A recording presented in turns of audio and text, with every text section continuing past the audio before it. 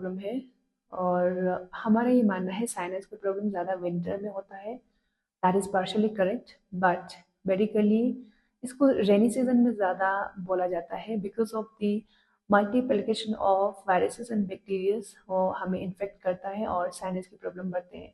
अब साइनस में भी वेराइटीज़ होते हैं, कईयों को बैक्टीरियल इन्फेक्शन की वजह से होता है, कईयों को नेजल डिवीजन जो बाय बर्थ उनको ये एक डिवीजन होता है नोज में, उसकी वजह से भी साइनस की प्रॉब्लम बढ़ते हैं।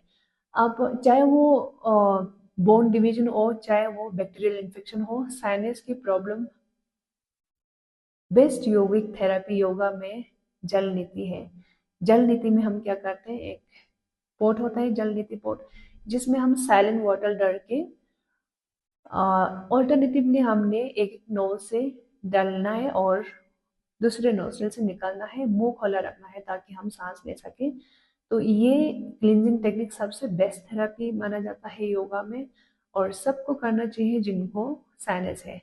और कुछ एक्यूप्रेशर पॉइंट का भी ध्यान रखना है। लेट सपोज मेरा इंडेक्स फिंगर दोनों नोज के सामने है, यहाँ से सीधा मैं सेंटर पर लेकर जाऊंगी और हल्का सा प्रेस करके राउंड राउंड घुमाएंगे clockwise 20 times, anti clock 20 times.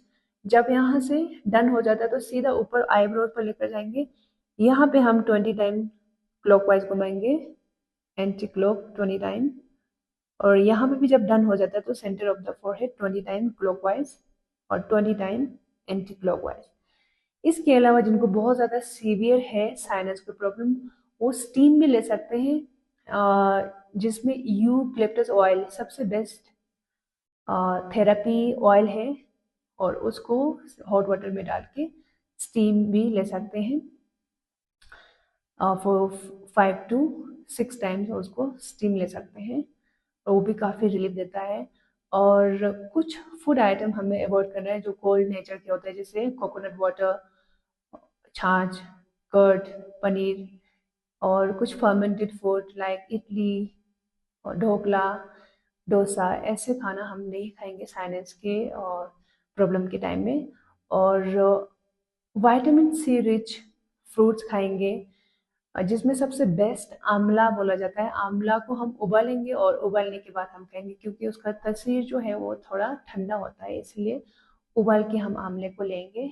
और साइनस का ट्रीटमेंट टाइम पे करना चाहिए, नहीं तो ये हेयरिंग प्रॉब्लम भी कर सकता है और आंखों में भी प्रॉब्लम कर सकता है, और सीवियर हो तो ब्रेन में भी वो डैमेज कर सकता है। So one must go for the natural treatment first. अगर इससे नहीं होता है तो then must visit doctor. Thank you.